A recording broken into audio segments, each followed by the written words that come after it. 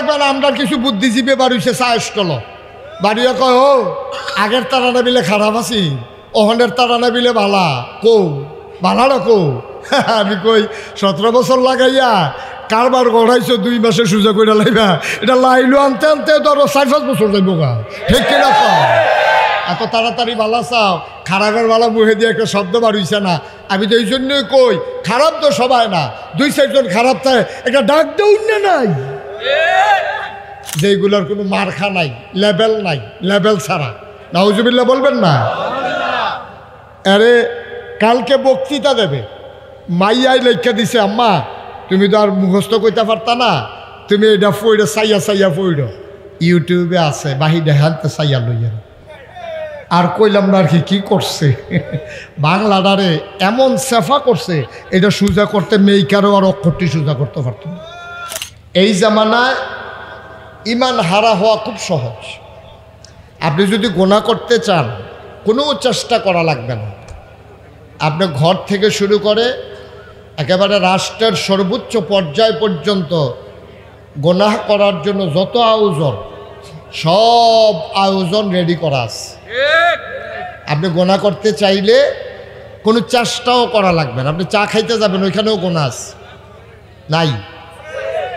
একটা চা স্টলও বাংলাদেশে পাবেন না যেখানে টেলিভিশন নাই, এবং এই টেলিভিশনগুলোর ভিতরে অশ্লীল গান বাজনা এগুলো ছেড়ে রাখা হয়েছে।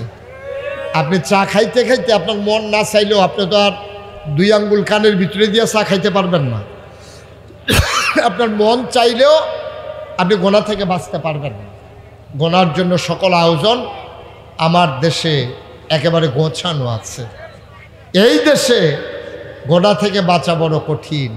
শুধু এই দেশ না, গোটা পৃথিবীতে আজকে গুনাহের সায়লাব আমরা এই জমানাটা এসে পড়েছি। এখানে ঈমান নেওয়া, নবীজি 1500 বছর আগে যেটা বলেছেন সেটাই, যে একটা জ্বলন্ত কয়লা, আগুনওয়ালা একটা কয়লা হাতের তালুতে রাখা যত কঠিন, এখানে একটা সুন্নত ধরে রাখা তত কঠিন। ঈমান রাখা এবার বুঝেন কত কঠিন, ঠিক কিনা বলেন? তো আপনারা সুযোগ করে দিলে আমি কথা বলতে পারবো, নাহলে আমার সময় শেষ হয়ে গেলে আমি নেমে যাব। আমি পারলাম না, এটার জন্য আমি আসামি হব না। আপনারা যদি পারস্পরিক কথা বলেন তাহলে আমি তো কথা বলতে পারবো না। তা আপনারা ইচ্ছে করে আমার কথা বলতে দিচ্ছেন না, এটাই প্রমাণ হবে যে আপনারা আমাকে কথা বলতে দিচ্ছেন না, আমি কথা বলতে পারলাম না। এই জন্য আমাকে মাইক ছেড়ে দেওয়া ছাড়া আমার আর কোনো উপায় থাকবে না। কারণ আপনাদেরকে বারবার চুপ করানো এটা আমার ক্ষমতার ভিতরে নাই। কারণ জায়গা অনুযায়ী লোক অনেক বেশি হয়ে গেছে। তো এই লোকগুলো এক জায়গায় হইলে কপাল ভালো মাহফিল, এই জন্য আওয়াজ তো কিছু কম হয়।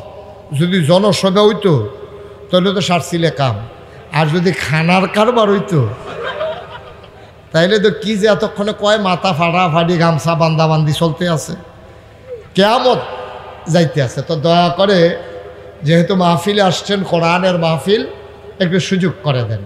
আল্লাহ যেন কবুল করে, সবাই পড়ি আমিন। বন্ধুগণ, তো যেই কথাটা বলছিলাম, আমাদের নবী শেষ নবী, এই ব্যাপারে কি আপনারা সবাই একমত? আপনি আমার দিকে ঘুরে বসেন, জি আমার দিকে। ওয়াজ তো এখানে, আপনি হেনো চাইয়া থাকলে তো না। এই বুরহান ভাই বুঝছে না, আগে ঘুরালাইছে, খালি উনি একটু ঘুরনের বাহির হয়েছে। তো যেমনি মোবাইল চালাইতে শুরু করছি, সারছিল কাম। আমিন কর। তো যেই কথাটা বলতেছিলাম, আমাদের নবী শেষ নবী। নবীজি, খেয়াল করে শোনেন, নবীজিকে, আমাদের নবীর নাম কি? মুহাম্মদ সাল্লাল্লাহু। এই নবীকে শুধু নবী মানলে হবে না, ওনার ব্যাপারে আমাদের আকীদা 3টা। ওনাকে শুধু নবী মানলে আপনি হবে না, ওনাকে নবী যেমন মানবেন, পাশাপাশি ওনাকে মানবেন তিনি ইমামুল মুরসালিন, তিনি সকল নবীর নেতা, ইমাম। 2 নম্বরে তিনি খাতামান নবীন, তিনি সর্বশেষ নবী, তিনি রাহমাতুল্লিল আলামিন। আপনি যদি ওনাকে শুধু নবী মানেন তাহলে আপনার ঈমান পরিপূর্ণ হবে না, কারণ আপনি ওনাকে শেষ নবী মানতেই হবে এবং সর্বসেরা নবী মানতে হবে। এই ব্যাপারে কোনো আপোষ চলবে না। কেউ যদি মনে করে এই নবীর পরে আবার নবী আসবে, সে কি ইমানদার না বেঈমান? এবার বুঝছেন, ওই যে কইছিলাম, আপনি তো টেনশনে পড়ে গেছেন, এটা তো এতদিন শুনি নাই। এখন এই নবীর যদি আপনি শেষ নবী না মানেন, আপনি বেঈমান, আপনি মুসলমানই হইতে পারবেন না।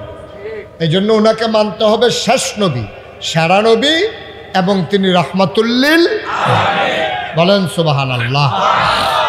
তো নবী আর আসবে না, এই ব্যাপারে কি আমরা সবাই একমত? মানুষ আসবে না কি আসবে না? কিয়ামত পর্যন্ত মানুষ, ১,৫০০ বছর আগে নবী এসেছেন, এরপর পর্যন্ত মানুষ আসতেছেন। কিয়ামত যতদিন না হবে ততদিন আসতেই থাকবেন। তো নবীদের কাজ হলো, আপনারাও খেয়াল করে ওয়াজ শুনছেন কিনা আমি জানি না, আমি বলেছিলাম নবীদের কাজ হলো অন্ধকার থেকে আলোতে, গোমরাহি থেকে হেদায়েতে, কুফর থেকে ইসলামে নিয়ে আসা। এখন প্রশ্ন হলো, সবাই মিলে একমত হয়ে গেলাম নবী আর তাহলে মানুষ আসবে নাকি আসবে না? তো তাদেরকে রাস্তা দেখাবে কে? সব কি জাহান্নামে যাবে? কে রাস্তা দেখাবে? নবীজি ইন্তেকালের পূর্বে এই জন্য একদল মানুষকে দায়িত্ব দিয়েছেন যে আমি তো থাকবো না, আমি চলে যাব, আর নবীও আসবেন না, শুধু আমার পরে যারা ওয়ারিস, উত্তরাধিকার সূত্রে এই নবুয়তের দায়িত্ব যারা পালন করবে, নবী হবে না কিন্তু নবীর রেখে যাওয়া দ্বারা দায়িত্ব পালন করবে, তারা হলো আল ওলামাউ ওয়ারাসাতুল আম্বিয়া, ওলামায়ে কেরাম, নবীর ওয়ারিস। ওনারা এই দুনিয়ার ভিতরে দ্বীনের দাওয়াত দেবে, মানুষদেরকে দ্বীনের পথে ডাকবে, ওনাদের কাজ ওলামায়ে কেরাম। এখন বাংলাদেশে আলেম হয়ে গেছে 2 ভাগ। কয় ভাগ? কথা বললেন একটু, কয় ভাগ? মঞ্চে যারা আছেন তারা একটু ভালো সহযোগিতা করেন। ওলামায়ে কেরাম হয়ে গেছে কয় ভাগ? একদল হলো ওলামায়ে রব্বানি, আরেক দল হলো ওলামায়ে শয়তান। ঠিক কিনা কন? যেমন গত 15 বছর এই যে বোরহান ভাই বলল যে একটা জগদ্দল পাথর আমাদের উপরে চেপে বসেছিল, এই পাথরটা যখন ছিল তখনও একদল আলেম বাংলাদেশে ছিল যারা এই সরকারকে সমর্থন জুগিয়েছে। ঠিক, ওরা আলেম নামের কলঙ্ক।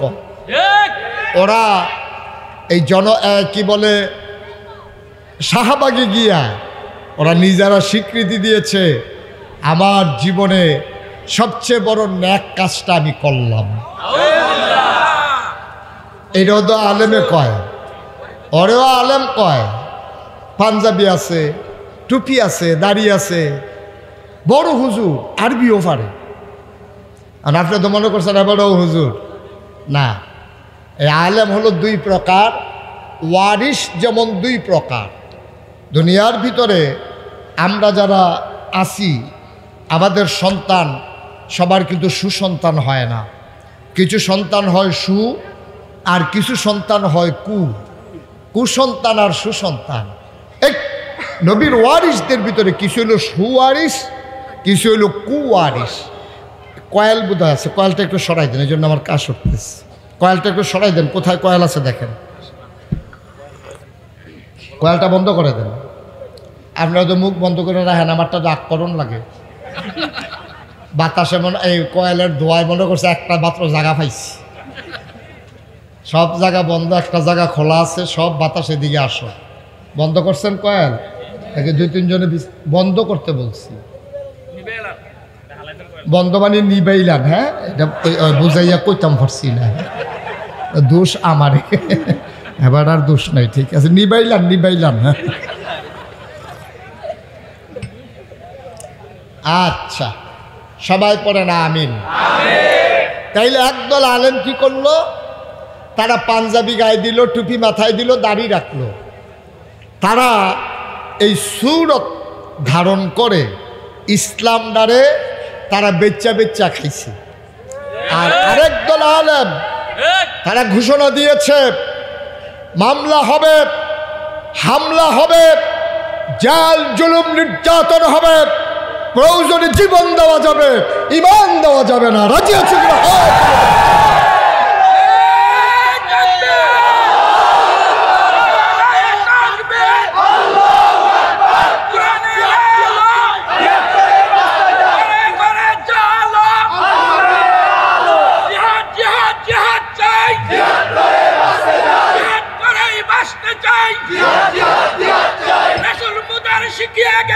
জিহাদ করে বাঁচতে হবে, জিহাদ করেই বাঁচতে হবে। রাসূল বলে শিখিয়ে গেছে।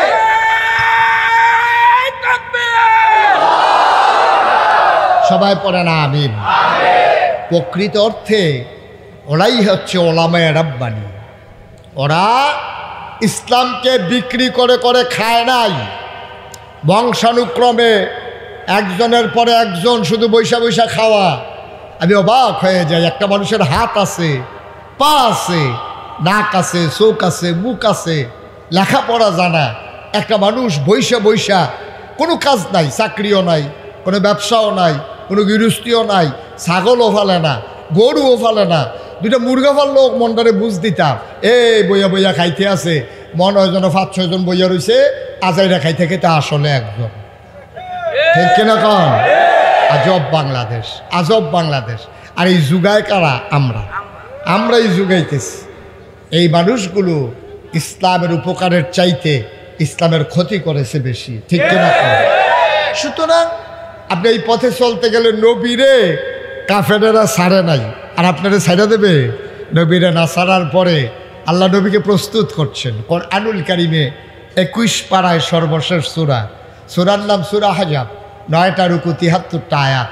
আল্লাহ কি সুন্দর করে ঘোষণা দিয়েছেন, ইয়া আইয়ুহান নবী, হ্যাঁ নবী, আপনাকে যে দায়িত্ব দিছি এটার ভিতরে করলাম হাদিয়া পাইতেন না, এখনো তাবারুক নাই, এখনো বইয়া বইয়া দেশি মুরগার ডিম খাইবেন এটা হইতো না, লাউ দিয়া মাছের মাথা দিয়া রান দিয়া ভাপা ফিটা বানাই দিব, গরুর কলজাড়া, মাছের মাথাড়া, বিদেশি ফুটের টেয়ারা, এটা হইতো না। এই পথে চলতে গেলে এপথ কণ্টকাকীর্ণ, এপথ কাটা বেছানো। এখানে চলতে গেলে পথ হবে রক্তে রঞ্জিত, পা হবে আঘাতে আঘাতে জর্জরিত, আর আপনার উপরে বিভিন্ন ধরনের জেল জুলুম নির্যাতন আসবে। আপনাকে তখন কি করতে হবে? ইয়া আইয়ুহান নবী, হ্যাঁ নবী, আত্তাকুল্লাহ, কোনো কিছুকেই ভয় পাওয়া যাবে না। কিসের মামলা, কিসের হামলা, কিসের জেল জুলুম? ফাঁসি কাস্টে ঝুলিয়ে দিতে হবে। আর ফাঁসি কাস্টে যাওয়ার আগে আপনি প্রশান্ত চিত্তে জিজ্ঞেস করবেন, আমার ফাঁসি হবে কখন? বলবে যে আরও 1 ঘন্টা বাকি। আপনি নিশ্চিন্তে 1 ঘন্টা ঘুমিয়ে ফাঁসি কাস্টে যাবেন। এটি 4টিখানি কথা না, ঠিক কিনা? যেমন তেমন কথা মনে করেন 1 ঘন্টা পরে ফাঁসি হবে। উনি কয় তো ঘন্টাখানেক টাইম আছে, বইয়ে থেকে আপনি একটু ঘুমাই। আপনি কি মনে করছেন এটা? আপনি কি হিসাব মিলাইতে পারবেন? হ্যাঁ, ছেলে আকামা নাই এইটার চিন্তায় এবার ঘুমায় না, ফুতের আকামা নাই, তে কোমালা আইয়া পরে 3 টাকা খরচ করে ফাটাইছে, এই চিন্তা এবার আর ঘুম নাই। আর 1 ঘন্টা পরে ফাঁসি হবে, মানুষটা নিশ্চিন্তে ঘুমাচ্ছে। সন্তানকে জিজ্ঞেস করতেছে, লুঙ্গি পরে যাব নাকি পায়জামা পরে যাব? ফাঁসি কাস্টে কোনটা পরে গেলে ভালো হবে? ছেলে আবার হেসে হেসে বলতেছে, আব্বা পায়জামা পরে গেলেই ভালো হবে। সুবহানাল্লাহ বলবেন? কি বুঝলেন আপনি? আপনি আর আমি আসি কই, আর ইসলাম আছে কই? কই আছে ইসলাম? আপনি কই, আমি কই, ইসলাম কই? আসো দেখি নবীর জীবনের সাথে ওরা কেমন করে মিলিয়েছে। যখন আল্লাহ বলছেন ইয়া আইয়ুহান নবী আত্তাকুল্লাহ, ভয় পেতে হবে শুধু কাকে? কাকে? ভয় পেতে হবে শুধু আল্লাহ। দুনিয়ার কোনো কিছুকে ভয় পাওয়ার কোনো সুযোগ নাই যদি আপনি ইমানদার হন। আর যদি ইমানদার না হন তাইলে আপনি তো টায়ার বা ট্রাকের টায়ার ব্রাস্ট হয়েছে, চাক্কা ব্রাস্ট হয়েছে, এবার ভাল দিয়ে উঠতে উত্তর দিয়ে দৌড় দিয়া খাল ভালো গিয়া ফাড়ু গিয়া মামুর বেদ গিয়া বইয়া রয়েছে, আইতে আছে ফায়ার করতে করতে। সালের উপরে চলুইয়া নারিকল খাইয়ে ফালাইছে, এবারে দৌড় দিয়া বাড়ি গেছে, কেন নমুনা খারাপ, উফরে দিয়ে বোধ শুরু হয়েছে। না, এটার নাম ইমানদার না। ইমানদার এটাই তো ইমানদার। ওই যে বললাম, জীবনের উপরে ঝুঁকি আসবে, দিন থেকে সরে যাওয়ার সুযোগ নেই। ১,৫০০ বছর আগে আল্লাহর নবী যখন দ্বীনের দাওয়াত দিতে শুরু করলেন, প্রথম প্রথম মানুষগুলো টিটকারি মারল, মস্কারা করল, নবীকে নিয়ে হাসাহাসি করল। আল্লাহ নবী সেখানে চুপ করে থাকলেন না, দ্বীনের দাওয়াত দিতেই শুরু করলেন। সময়ের ব্যবধানে মুসলমানের সংখ্যা কমলো নাকি বাড়লো? সময় যায়, মুসলমানের সংখ্যা 3 দিন করে বাড়তে আছে। নবীর কয় পাগল, নবীর কয় জাদুঘর, নবীর কয় জিনে ধরছে, নবীর কয় কবি, নবীর কয় মতলববাজ। নাউজুবিল্লাহ বলবেন না? যা পারছে তাই কইছে। এত কথার ভিতর দিয়া মুসলমানের সংখ্যা কি কমছে না বাড়ছে? কত নির্যাতনটা 17 বছর করছো, কত নির্যাতন করছো। উপরের সারির ইসলামী আন্দোলনের সবগুলো নেতাকে ফাঁসি কাস্টে ঝুলিয়ে দিয়েছ। মামলা হয়েছে, হামলা হয়েছে, গুম নির্যাতন হয়েছে। সন্তান জানে না তার বাবা আছে নাকি নাই, ঘরের ভিতরে ঘুমাইতে পারে নাই, এমন করে করে নির্যাতন করে শেষ পর্যন্ত নিষিদ্ধ করার মাধ্যমে মনে করেছিল ইসলামী আন্দোলনকে থামিয়ে দেওয়া যাবে। ইতিহাস প্রমাণ করে দিয়েছে যারা নিষিদ্ধ করতে চেয়েছে সময়ের ব্যবধানে তারাই নিষিদ্ধ হয়ে গেছে। ঠিক কিনা? আজব পৃথিবী। হিসাবটা দেখছেন কেমন হিসাব, কত কঠিন হিসাব দেখছেন আপনি অল্প সময়ের ব্যবধানে। ওই দিন 12টার সময় তো আমরা চিন্তা করি নাই যে কারবারটা ঘটে যাবে, 12টাও কেউ চিন্তা করে নাই। আমি নিজেই চিন্তা করি, আপনারা করলে করছেন, আপনারা ওলি মানুষ হয়তো আগে টার পাইয়া লাইছেন, কিন্তু আমি চিন্তাও করি নাই। আমি টেনশনে ছিলাম যে ছেলেরা যদি বেরো হয়ে যায়, কতগুলো লাশ না জানি আজকে পড়ে যায়। এটা নিয়ে আমি খুব দুদুল্যমানতা ছিলাম, খুব টেনশনে ভুগতেছিলাম। কিন্তু কিছুক্ষণ পরেই খবর চলে, এটাই পৃথিবী, এটাই হিসাব, এটাই হিসাব। মাত্র 23 বছরের ব্যবধানে, মাত্র 23টা বছর নবীজি দেখা গেল দিনের দাওয়াত দিতে দিতে এখন কাফের হয়ে গেছে মাইনরিটি, মুসলমান হয়ে গেছে মেজরিটি। ইসলামের কলেমা খচিত পতাকা এখন পথ পথ করে উড়ে ওই মক্কার মদিনার আকাশে অর্ধ পৃথিবীর মাঝে। সুবহানাল্লাহ বলবেন না? বন্ধুরা আমার, ভাইরা আমার, আল্লাহর নবী দাওয়াত দিলেন আর মানুষগুলো টিটকারি মস্কারা মারতে শুরু করলেন। আল্লাহর নবী তিনি দমে দেওয়ার জিনিস না, তিনি থেমে যাওয়ার জিনিস না, তিনি বাতিলের সাথে আপোষ করলেন না। কারণ আল্লাহ নিজেই জানিয়ে দিয়েছেন, ওয়ালা তুতিল কাফিরিনা ওয়াল মুনাফিকিন, কাফের আর মুনাফিক যারা তাদের অনুসরণ অনুকরণ করা যাবে না। ঠিক কিনা? কাফের মুনাফিক ওদের অনুসরণ অনুকরণ করা একটা অনন্য বৈশিষ্ট্য নিয়ে, আলাদা স্বকীয়তা নিয়ে মুসলমানরা বেঁচে থাকবে, এটাই স্বাভাবিক। কত নির্যাতনটা করলো, কত মস্কারা করলো। নবী বসে আছেন মক্কায় কাবার কেনারে, খুব মনোযোগের সাথে শুনতে হবে।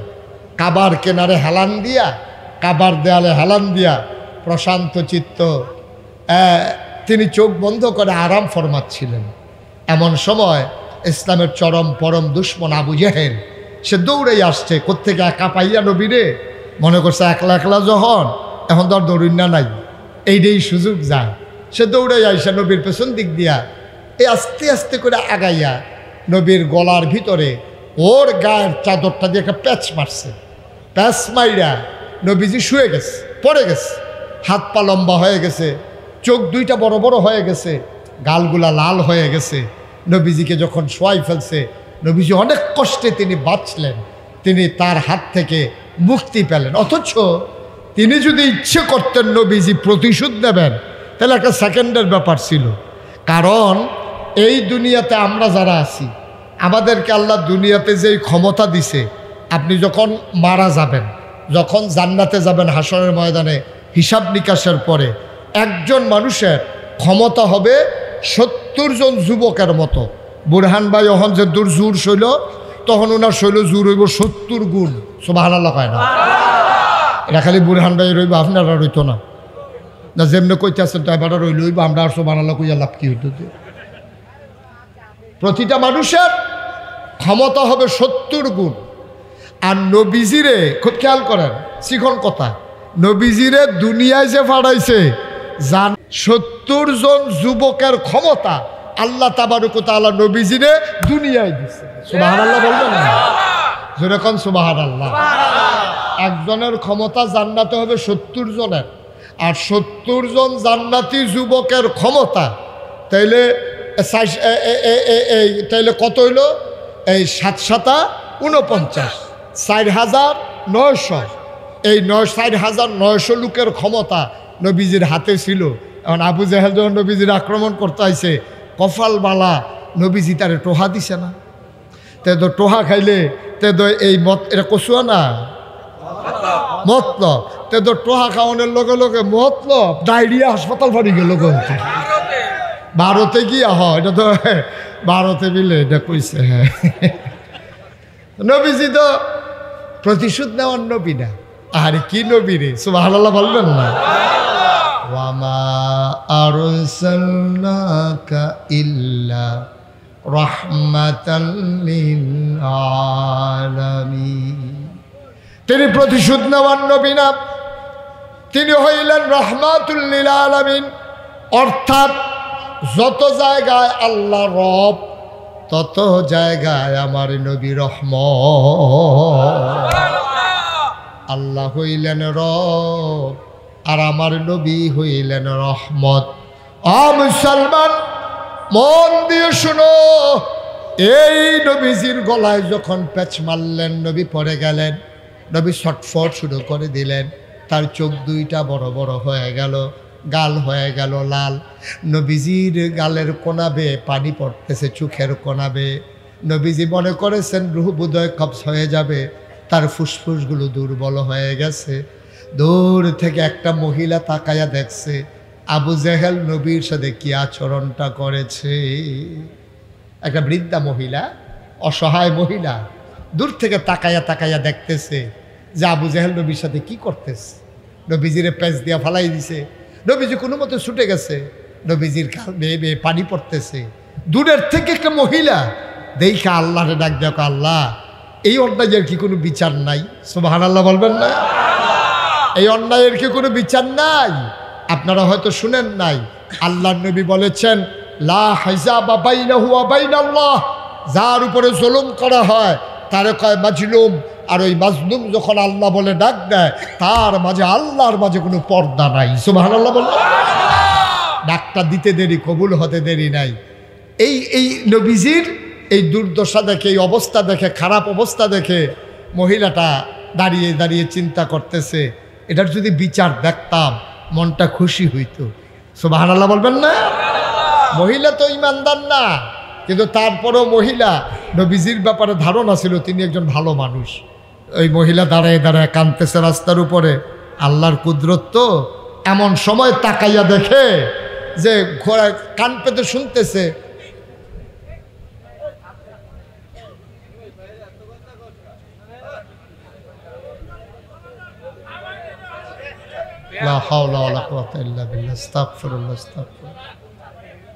এতগুলা মানুষের মাঝে একটা মানুষ নাই যে ডাক দিতে পারে?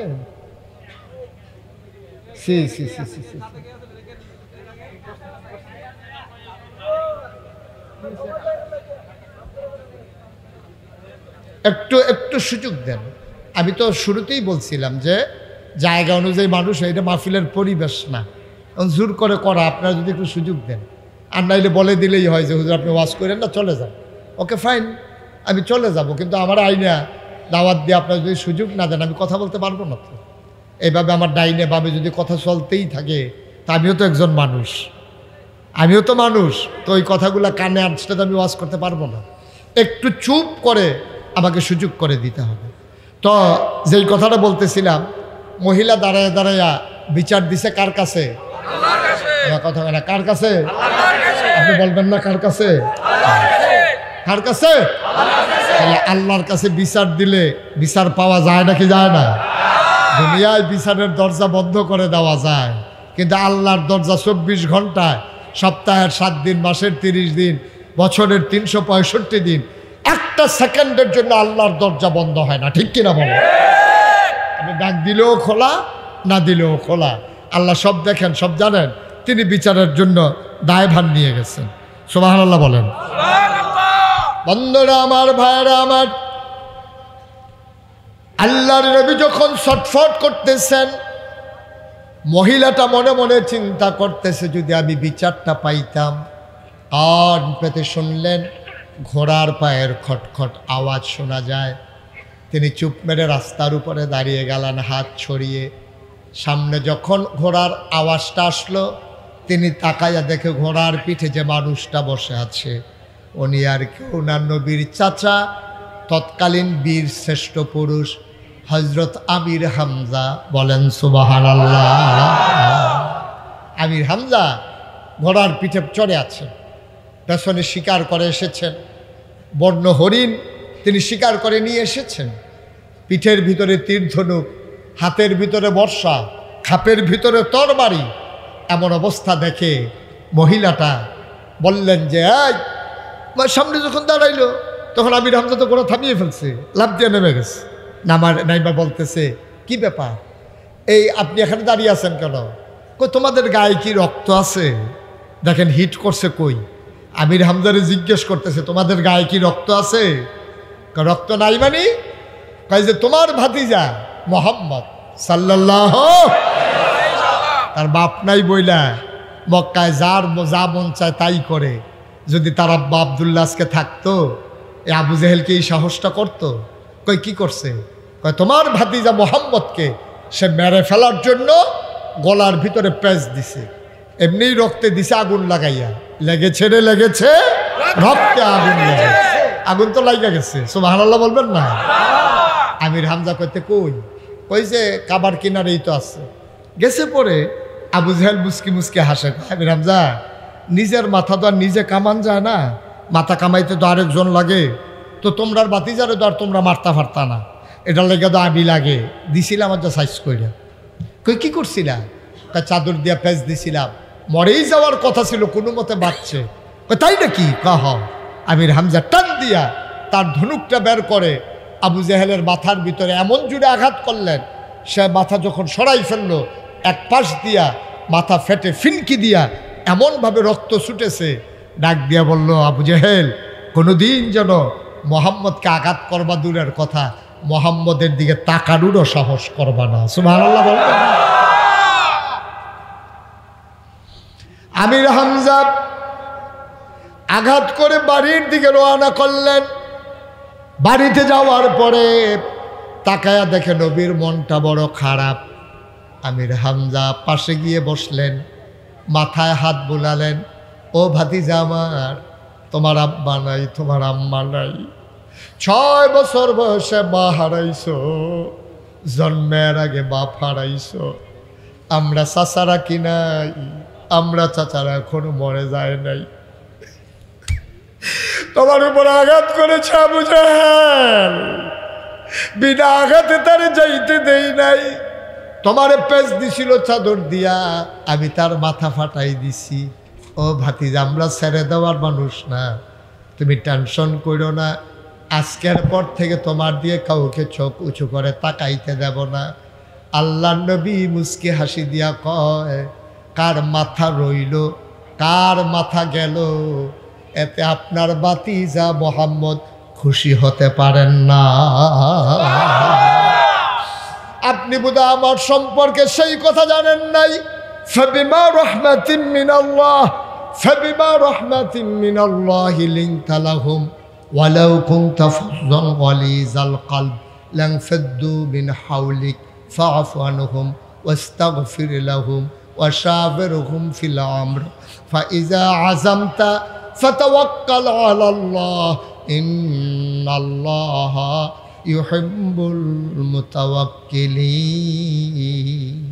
আমার তো আল্লাহ রাব্বুল আলামিন দয়া করে আমার মনটাকে নরম করে বানাইছে। আমি প্রতিশোধ নেওয়ার জন্য আসি নাই। আমি যদি প্রতিশোধ নেওয়ার নবী হইতাম, তাহলে তো আমি একাই আবু জেহেলকে শেষ করে দিতে পারতাম। আমি প্রতিশোধ নিতে আসি নাই দুনিয়ায়। ও চাচা, কার মাথা রইল কার মাথা গেল, এতে আমি মোহাম্মদ খুশি না। আমির হামজা চমকে উঠলেন, তিনি থমকে দাঁড়ালেন, তিনি আশ্চর্যান্বিত হয়ে গেলেন। আরে এটা কি মানুষ না অন্য কিছু? আরেকজনের প্রতিশোধ নিলাম, সে নাকি তাতে খুশি না। তাইলে যে সে বলে সে নবী নাকি আসলেও নবী। এবার আল্লাহর নবীর ডাক দিয়ে আমির হামজা কয়, তুমি কি হইলে খুশি হবা? কয়, আমি খুশি হতে পারি এক কাজে, আপনি যদি দয়া করে আমার দেওয়া আল্লাহর দেওয়া কালমাটা আপনি পড়েন।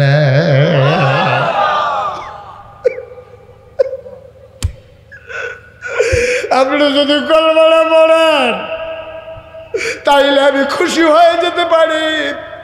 আমির হামজা একটা সেকেন্ড আর দেরি করলেন না।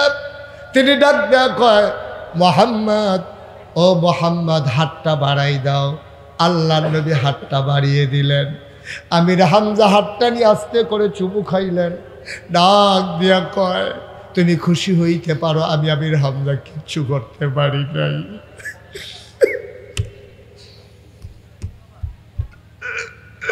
তুমি খুশি হইতে পারো, এমন কোনো কাজ আমি জীবনে করতে পারি নাই। ভাতিজা, আজকে আমার মন সাক্ষী দিয়েছে, আমার আর কোনো সন্দেহ রইল না, অবশ্যই তুমি নবী। এবার আমারে দয়া করে কালমাটা পড়াই দাও। আল্লাহর নবী সাথে সাথে পড়াই দিলেন, লা ইলাহা ইল্লাল্লাহু মুহাম্মাদুর রাসূলুল্লাহ সাল্লাল্লাহু আলাইহি ওয়াসাল্লাম। মুহাম্মাদের সাথে বলেন, লা ইলাহা ইল্লাল্লাহ, লা ইলাহা ইল্লাল্লাহ, লা ইলাহা, জোরে জোরে লা ইলাহা, আরো জোরে লা ইলাহা,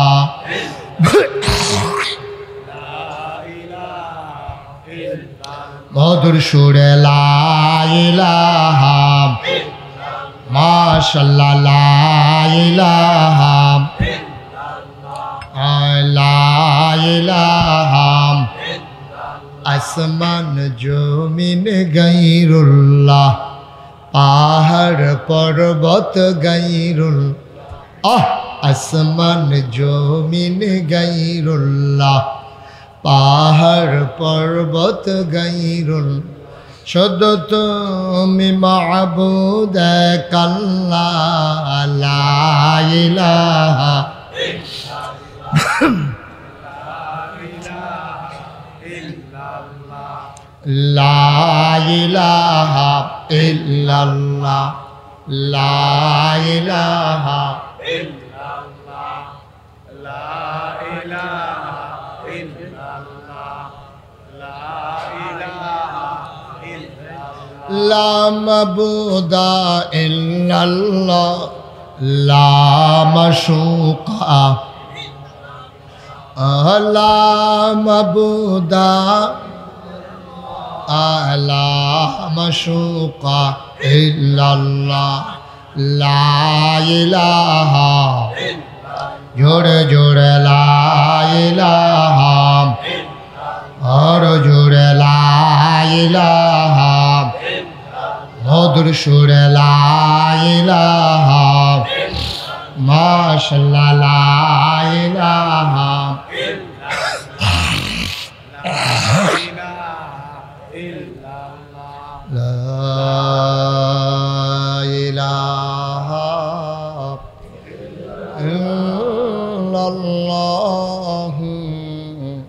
মুহাম্মাদুর রাসূলুল্লাহ সাল্লাল্লাহু আলাইহি ওয়া সাল্লাম। সবাই পড়েন আলহামদুলিল্লাহ, জোরে পড়েন আলহামদুলিল্লাহ।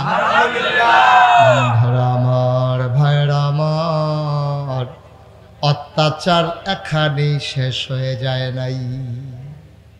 জুলুম নির্যাতন মাত্র শুরু। নাউজুবিল্লাহ বলবেন না? একটা মানুষ নাই প্রাথমিক জমানায় ইসলাম গ্রহণ করেছে অথচ নির্যাতনের শিকার হয় নাই, একটা মানুষও নাই, একটা মানুষও ছিল না।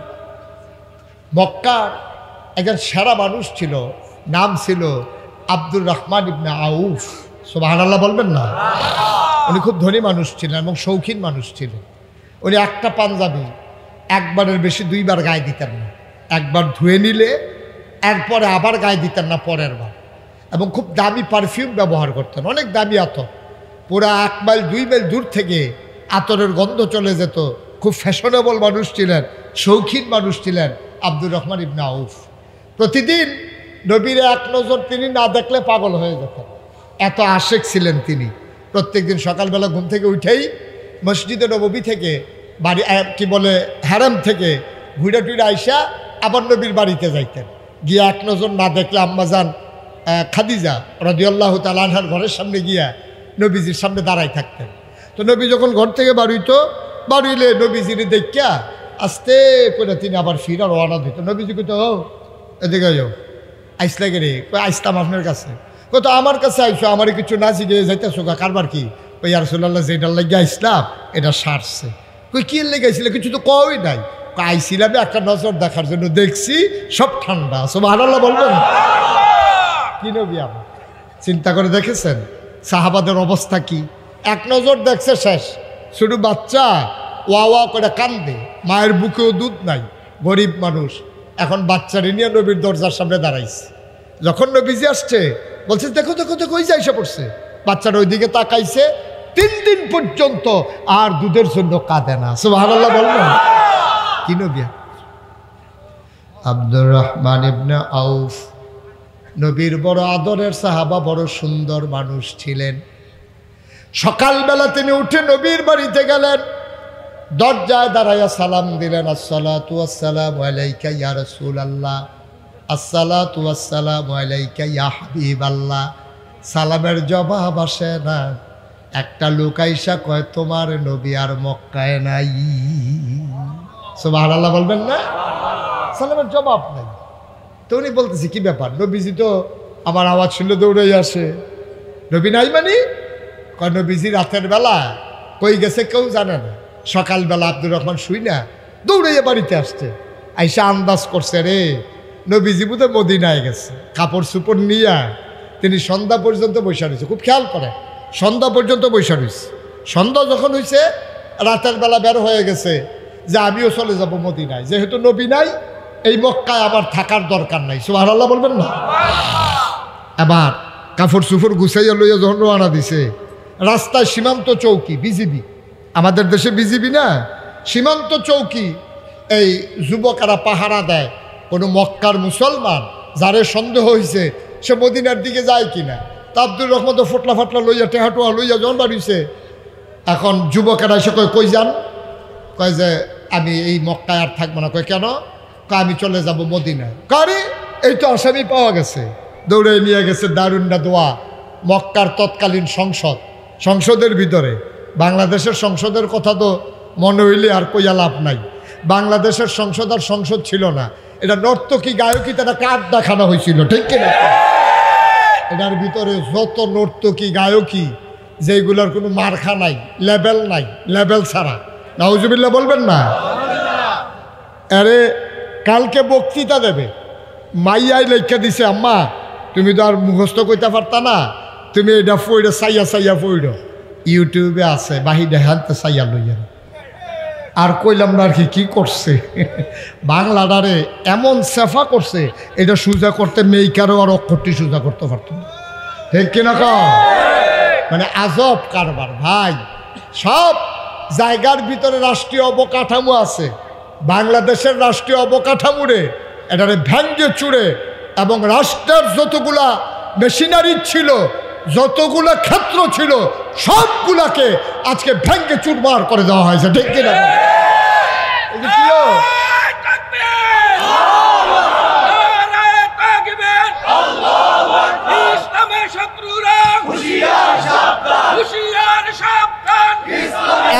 এখন দেখবেন আমরা কিছু বুদ্ধিজীবী বাড়িছে চায়স্টল বাড়িয়ে কয়, ও আগের তারানা বিলে খারাপ আছি, ওহনের তারানা বিলে ভালা কৌ ভালাটা কৌ। আমি কই 17 বছর লাগাইয়া কারবার গড়াইছো 2 মাসে সোজা করে লাইবা, এটা লাইলো আনতে আনতে ধরো 4-5 বছর যাইব গা, ঠিক কিনা? এত তাড়াতাড়ি ভালা চাও, খারাপের ভালা মুখে দিয়ে একটা শব্দ বাড়িছে না। আমি তো এই জন্যই কই, খারাপ তো সবাই না, 2-4 জন খারাপ থাকে, একটা ডাক দেউন না নাই।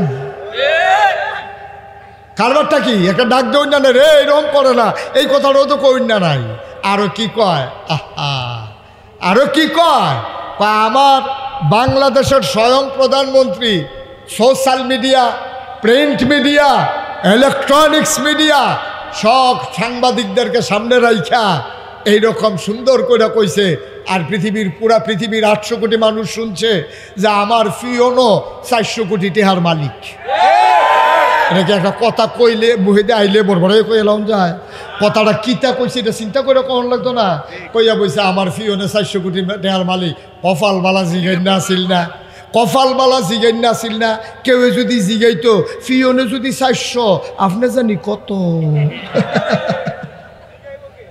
ঠিক কিনা ক ফিওনে যদি 400 আপনি কত এটা জিগাইছে না দেখে না বাচ্চা গেছে নাহলে উপায়টা আসিল কি কর কি উপায় ছিল কর এটা বইলে আর লাভ নাই আল্লাহ হেফাজত করে সবাই করা আমিন এত ধৈর্য হওয়া যাবে না আরে কাটতে গেলে গাও কাটাটা শুকাইতে টাইম লাগে সেলাই করলেও মার যে বাচ্চা হয় এই প্রসব ব্যথায় এই মাও আবার সুজো হইতে সিজারের ঘাও শুকাইতে টাইম লাগে এত তাড়াতাড়ি না এর লেগে আল্লাহ তাবারক ওয়া তাআলা 40 দিন টাইম দিছে আল্লাহ যে 40 দিন পর্যন্ত সন্তানের সময় যাবে 40 দিন পর্যন্ত টাইম দিয়ে রাখছে আর আপনি 17 বছর লাগে জঞ্জাল জমাইবে আর হাঞ্জরায় 1-2 দিনের ভিতরে 2-1 মাসের ভিতরে কইব পরিষ্কার করে না গিরে হেতার আর দোষ আর যারা জমাইলো তার আর দোষ না খাটাস কি হেতার না তারা তো কইব গাড়া এই কথা কইব গাড়া নাউজুবিল্লাহ কইতেন না জোরে কন নাউজুবিল্লাহ আরো জোরে কন নাউজুবিল্লাহ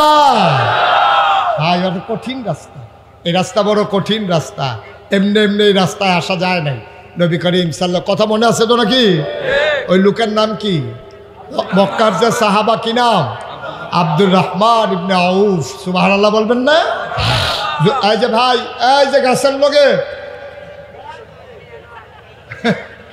তা মনে করছে হাতে দি উঠে আমার দোষ কি তারে বাবা ওয়াইলা যেটা দিয়ে কালাগঞ্জি বসা তা আবার উঠে মানুষের বনের জায়গা পায় না আর হাতে উঠতে জায়গা দেয় হাজি মহসিন জায়গা দেয় মানুষের সবাই কন আমিন আমি আপনাদেরকে লম্বা সময় আটকে রাখবো না কারণ দাঁড়ায় দাঁড়ায় যারা শুনতেছেন অনেক কষ্ট হচ্ছে তো আমি হ্যাঁ বইন্ড বেড়ায় না কোন ঘিরতে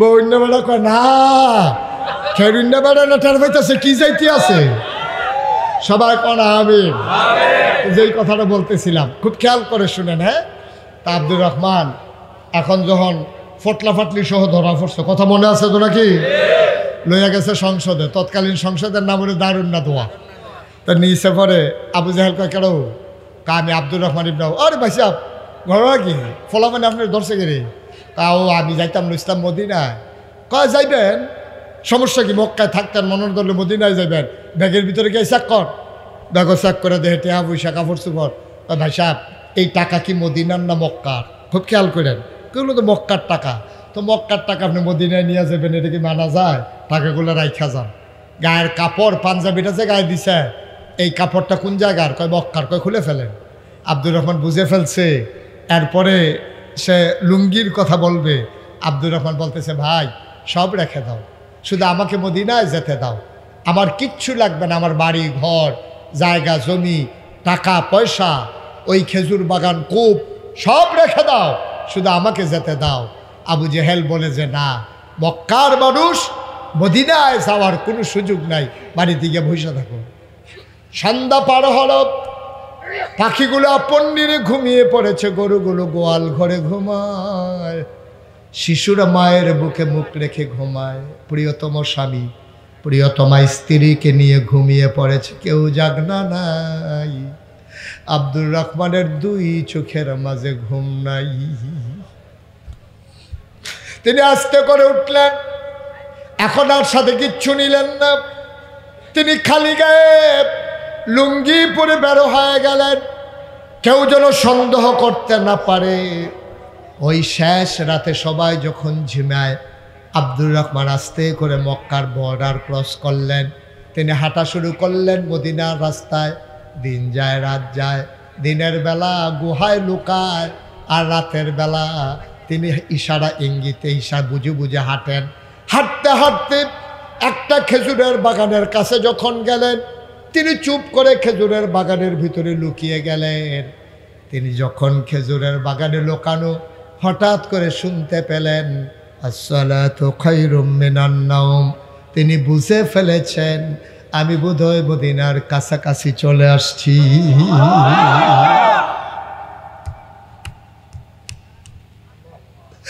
আমি বোধহয় মদিনায় চলে আসছি, আমার আর টেনশন নাই, আমি বোধহয় বেঁচে গেলাম।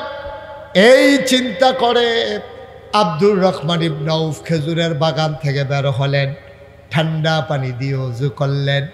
মসজিদের ভেতরে গিয়ে দেখেন সব লোক সারিবদ্ধ দাঁড়িয়ে আছেন, তখনও একেবারে পরিষ্কার হয়ে যায় নাই, আলো আধারির খেলা।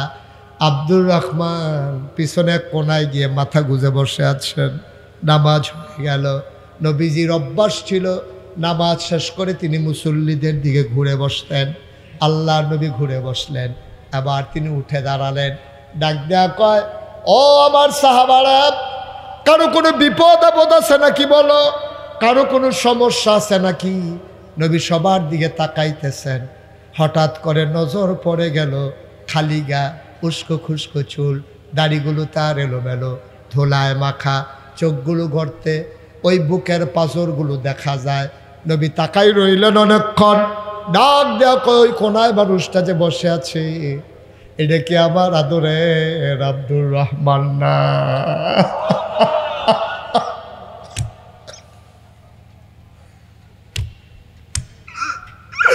এটা কি আমার আব্দুর রহমান না? আমার আব্দুর রহমান, এটা তো আমার আব্দুর রহমানের মতোই দেখা যায়। আব্দুর রহমান উঠে দাঁড়ালেন, লাব্বাইক ইয়া রাসূলুল্লাহ। আল্লাহর নবী আব্দুর রহমান, আয় আমার কাছে, কতদিন তোরে দেখি না। এই তোর নমুনা, একটা পাঞ্জাবি দুইবার গায়ে দেশ নাই, দামি আতর ছাড়া কোনো আতর ব্যবহার করস নাই, এত সুন্দর মানুষ কে তোর এই নমুনা বানাইছে? বুকের হাড্ডিগুলো গোলা যায়, চোখ দুইটা গর্তের ভিতরে, গালের হাড্ডি বের হয়ে গেছে, চুলগুলো উস্কু খুস্কু, দাড়িগুলো এলোমেলো। আয় আয় আয় আমার কাছে। আল্লাহর নবী হাত বাড়িয়ে দিলেন, মানুষজন জায়গা করে দিল। আব্দুর রহমান আস্তে করে সামনের দিকে হাঁটতেছেন, মাথাটা নিচু, গাল বেয়ে বেয়ে পানি পড়ে। আল্লাহর নবী হাত ছড়িয়ে দিলেন। আব্দুর রহমান লাফ দিয়া নবীর বুকে পড়ে ফুফাইয়া কাঁদতে শুরু করলেন। নবীজির চোখের পানি দিয়া আব্দুর রহমানের পিঠ ভিজে যায়, আব্দুর রহমানের চোখের পানি দিয়া নবীর বুক ভিজে যায়। আল্লাহর নবী ছাড়ে না, আব্দুর রহমানও ছাড়ে না। আব্দুর রহমান নাক দিয়া নবীর জান্নাতি গন্ধ নিতেছেন, আল্লাহ নবীও ছাড়ে না, আব্দুর রহমানও ছাড়ে না। এবার আস্তে করে আল্লাহর নবী ছাড়লেন, আব্দুর রহমানও ছেড়ে দিলেন। ডাক দেয়া কয়, নবী গো, অন্য কোনোদিন কাউরে একটা ধমক দেই নাই, কোনোদিন কাউরে একটা গালি দেই নাই, কোনোদিন কাউরে একটা ধমকও দেই নাই, কারো উপরে হাত উঠাই নাই। আমি আব্দুর রহমানের সাহায্য নেই নাই, মক্কায় কোনো মানুষ নাই। আমার অপরাধটা কি? আমার আবু জাহেল সব আমার থেকে রাইখা দিছে, আমার আসতে দেয় না আপনার কাছে। আমি লুকাইয়ে লুকাইয়ে অনেক কষ্টে এসেছি, আমার অপরাধ কি? আল্লাহর নবী ডাক দেয়া কয়, তোর আবার আলাদা কি অপরাধ? আব্দুর রহমান রে, আমার যে অপরাধ তোরও তো সেই একই অপরাধ। কয়, আমাদের কি অপরাধ ইয়া রাসূলুল্লাহ?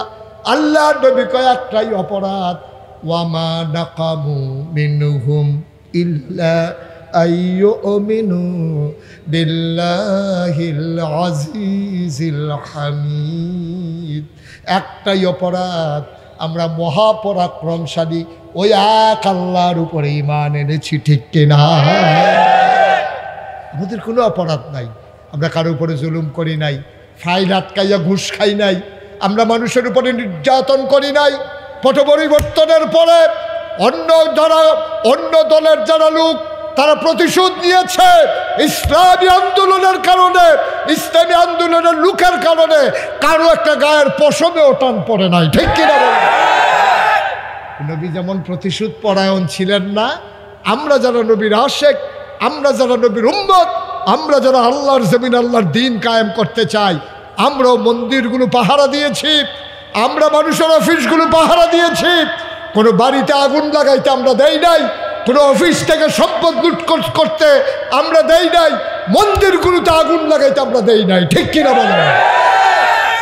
আমরা জায়গায় জায়গায় পাহারা দিয়েছি। এটাই ইসলাম, এটাই ইসলাম। এমনি এমনি ইসলাম ওই সুশীতল ছায়াতলে মানুষগুলো ইসলামের আদর্শ থেকে দৌড়ে দৌড়ে এসেছে।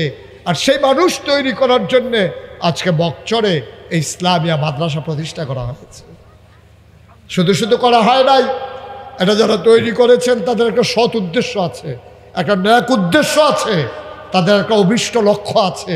এখান থেকে এই সমাজের ছেলেগুলা দিন বুঝবে, দিন শিখবে, একদিন তারা ইসলামের সিপাহ সালার হবে। একদিন বাংলাদেশের জমিনে ইসলামের উপরে যখন আঘাত আসবে, ওই আবু সাইদের মতো, মুগ্ধর মতো ওরা পানি নিয়ে যাবে, বুক চেতিয়ে ওই কাফের বেদিনের সামনে তারা বুলেটের সামনে দাঁড়িয়ে যাবে, ঠিক কিনা? এই জন্য এই প্রতিষ্ঠান তৈরি করা হয়েছে। এই প্রতিষ্ঠান এটা আপনাদের স্বপ্নের প্রতিষ্ঠান, গতানুগতিক কোনো প্রতিষ্ঠান নয়। এটা গতানুগতিক কোনো প্রতিষ্ঠান নয়। আমি শুনতে চাই না কি হয়েছে না হয়েছে, আমার শোনার দরকার নাই। আমার একটা লোক লাগবেই লাগবে। দয়া করে একজন উঠবেন না। গতকালকেও এখানে বৃষ্টি ছিল, আজকেও বৃষ্টি দিলে আল্লাহ পারতেন। আমার মন সাক্ষী দিয়েছে, আল্লাহ আজকের মাহফিল কবুল করে নিয়েছে। সুবহানাল্লাহ বলবেন না? আল্লাহ কবুল করে নিয়েছেন, কবুল করে নিয়েছেন বলেই আল্লাহ আজকে সুযোগ করে দিয়েছেন। শুধু একটা লোক উঠবেন না, সবাই মিলে তওবা করব, গোনা মাপ চাইয়া আব্বা আম্মার কবর যেন জান্নাত হয় ওই ব্যবস্থা কইরা দিয়া তারপর আমরা যাবো ইনশাআল্লাহ। এই যে দুইটা লোক উঠলো, কেউ দেখেন নাই? বললাম যে একজনও উঠেন না, তো তারা কইছে একজন উঠন যেত না, দুইজন হইলে উঠন যাইব। এর লেগে তারা দুইজন উঠছে। হ্যাঁ, দুইজন উঠন যাবে। এর লেগে কয় বইয়ের স্থিতি ন, তুই আমার লোক আমি যে একলা যাইতাম পারতাম না, দুইজন লোক। একটু সুযোগ দেন, একটু সুযোগ দেন। আমিন কন, জোরে কন। এই প্যান্ডেলটার ভিতরে আমি জানি না কারাম বানাই, কারাম বানাই। গত বছরও আমি আসতে পারি না, এর আগের বছর আমি বলেছিলাম। আল্লাহর খাস মেহরবানি, এই যে দেখেন পিলারগুলো উঠে ছাদ হয়ে গেছে না? ছাদও হয়ে গেছে। এটা এই দ্রুততার সাথে দরজা জানালা ওয়ালগুলা খুব দ্রুততার সাথে হতে হবে ইনশাআল্লাহ।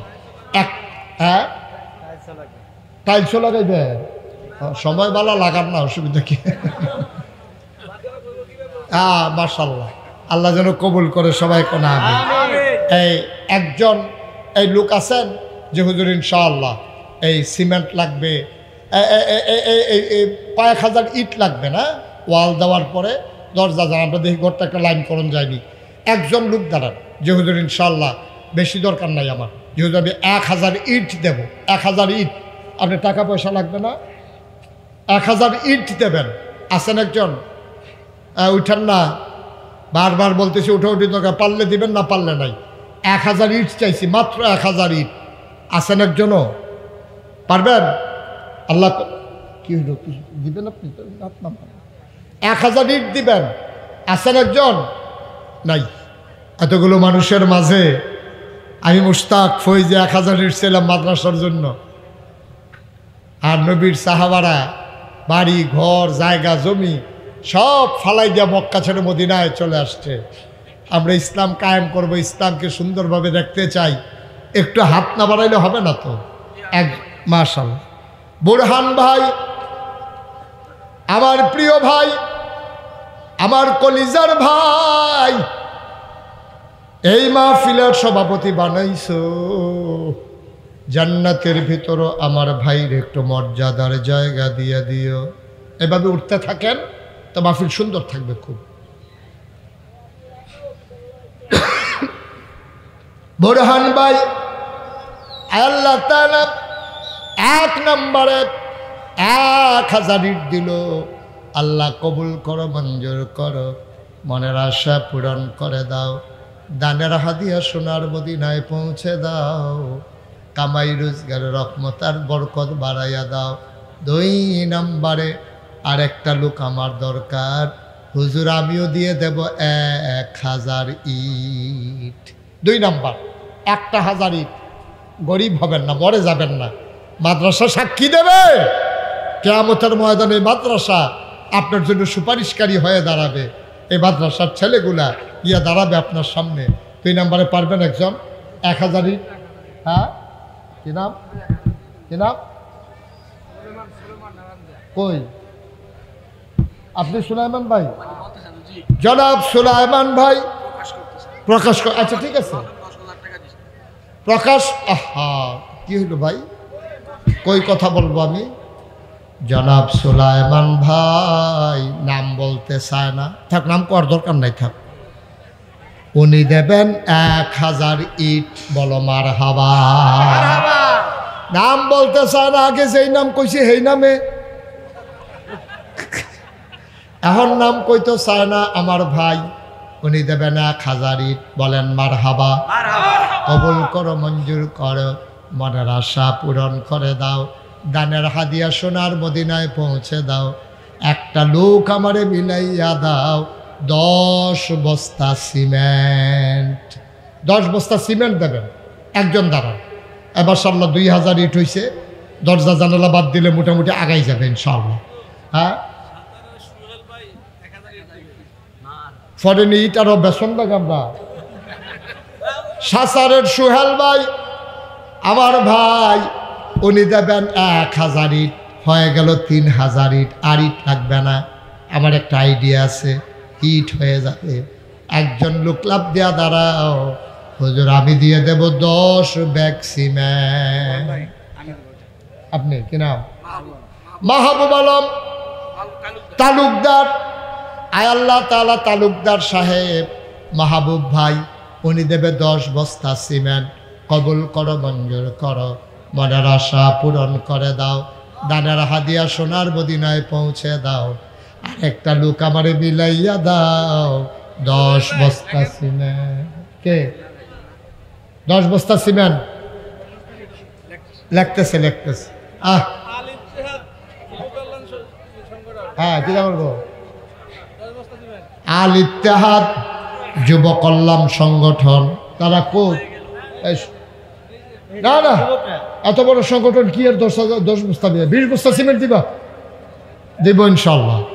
ফলাফানে মিল্লা সংগঠন, আল ইত্তেহাদ সংগঠন, তারা নতুন সংগঠন, ছেলেরা মিলে দেবে 20 বস্তা সিমেন্ট। বলো মারহাবা। হ্যাঁ ইঞ্জিনিয়ার ফয়সল সর্দার, উনি দিলেন 10 বস্তা। হয়ে গেল 40 বস্তা। আর একটা লোক আবার দরকার, হুজুর আমিও দিয়ে দেব 10 বস্তা সিমেন্ট। ইট হয়ে গেছে 3000, আর সিমেন্ট লাগবে 50 বস্তা। এই 40 বস্তা হয়েছে। আরেকজন দেন 10 বস্তা সিমেন্ট দেন। মাশাআল্লাহ। কি নাম? নিজামুদ্দিন ভাই আমার ভাই নিজামুদ্দিন, উনি দিবেন 10 বস্তা সিমেন্ট। বলেন মারহাবা। কবুল করো, মঞ্জুর করো। হ্যাঁ মোহাম্মদ সাইদ দুবাই প্রবাসী, উনি দেবেন 5000 টাকা। বলো মারহাবা। তাই আমাদের কি হইল? 3000 ইট, 50 বস্তা সিমেন্ট, আর 5000 দিল নগদ। আর কে? হ্যাঁ না সিমেন্ট লাগতো না। আচ্ছা তো টাইলস সহ লাগবো তো? হ্যাঁ আচ্ছা আচ্ছা। এই ইঞ্জিনিয়ার কি কে? জসিমউদ্দিন সাহেব, উনি দিছে 10 বস্তা। হয়ে গেছে 60 বস্তা। আর এখানে 5 বস্তা কে দিল? খলিল পাটোয়ারি দিয়া লাইছে 5 বস্তা। হয়ে গেছে 65 বস্তা। মারহাবা কোন না কেন? আমার মেয়ে দিব 5000 টাকা। 5000। কি নাম আপনার? জাকির ভাইয়ের মেয়ে, উনি দেবেন 5000 টাকা। আহা ভাই, দিলে দিবেন, না দিলে নাই। দিলে দিবেন, না দিলে নাই। একটু সহযোগিতা করতে পারলেন না বৈশা? সবাই দিতে হবে না তো, সবাই চলে গেলে দিবে কি? আপনি যদি একটু বৈশা আমিন আমিন বলতেন, আপনার দোয়ার উসিলা আরেকজনে দিত। উঠালা সরকার বকচর 5000 টাকা। আমাদের বিশেষ অতিথি শরীফ ভাই, হ্যাঁ টাইলস যতটা লাগবে দিয়ে দেবে। মারহাবা কোন না কেন? না এই মারহাবা টাইলস ফেরত দিয়ে দেন। এতে এটা আওয়াজ হইব না। যত টাইলস লাগে, কি নাম? শরীফ ভাই। যত টাইলস লাগে সকল টাইলস দিয়ে দেবে শরীফ ভাই। সবাই কোন আমিন। তাহলে আমাদের সিমেন্ট হয়ে গেছে 65 বস্তা। আল্লাহ জসিম সরকার 5,000 টাকা। জসিম সরকার 5,000, হ্যাঁ মাহবুবুর রহমান 5 বস্তা সিমেন্ট হয়ে গেছে 70 বস্তা। এটা যেহেতু টাইলস ফাইয়ালেছি আর 100 বস্তার কমে। দাড়িবন 2000। খলিল ব্যাপারী দাড়িবন 2000। হানিফ প্রধান নন্দীখোলা 2000। হানিফ প্রধান নন্দীখোলা 2000। মাশাআল্লাহ। আহা, হ্যাঁ রুকন প্রধান সিঙ্গাপুর প্রবাসী 2000। রুকন প্রধান সিঙ্গাপুর প্রবাসী 2000 টাকা। গিয়াসউদ্দিন মিজি বকচর 1000। আবুল বাশার সরকার 1000। গিয়াসউদ্দিন উনি দেবেন 1000 না 2000? এটা বলারও দরকার নাই, রাখেন, এটা তো ফাইয়েই গেছে। এটা তো আর ফেরত নিত না, যে নাম করলে না গেলে ফেরত দিয়া লাও, অসুবিধা নেই। আচ্ছা আমরা 70 বস্তা সিমেন্ট হয়েছে, যে যত কথায় কন আমরা 100 বস্তা সিমেন্ট লাগবো, এটা রাগন আর খুশি হন, এত আমার কিছু আসে যায় না। 5 বস্তা সিমেন্ট দিবেন কে? এই যে মাশাআল্লাহ, কি নাম? ওয়াজিদুদ্দিন নিয়াজি 5 বস্তা হয়ে গেছে 75 বস্তা। আজ জামালউদ্দিন হ্যাঁ 3000 টাকা চিটাং রোডের। জামালউদ্দিন 3000 টাকা চিটাগাং রোডের। আচ্ছা মারহাবা, 75 বস্তা হয়ে গেছে। আর মাত্র 5 জনে 5 বস্তা করে সিমেন্ট দিতে পারবেন। তারপরে লোনটা পাইতেন না, নামান্যাও পাইতেন না। আল্লাহ, আর সিমেন্ট হয়ে যাবে। মুশারফ উনি দেবেন 3000 টাকা। আল্লাহ যেন কবুল করে, সবাই কোন আমিন। 5 বস্তা সিমেন্ট দিবেন, আছেন? 5 বস্তা সিমেন্ট। ভাই একটু বসার তো চেষ্টা করুন, লাগতো না, একটু পরে এমনি যাবেন গা ভাই। আছেন কেউ 5 বস্তা সিমেন্ট? নাই? মাশাআল্লাহ, কি নাম?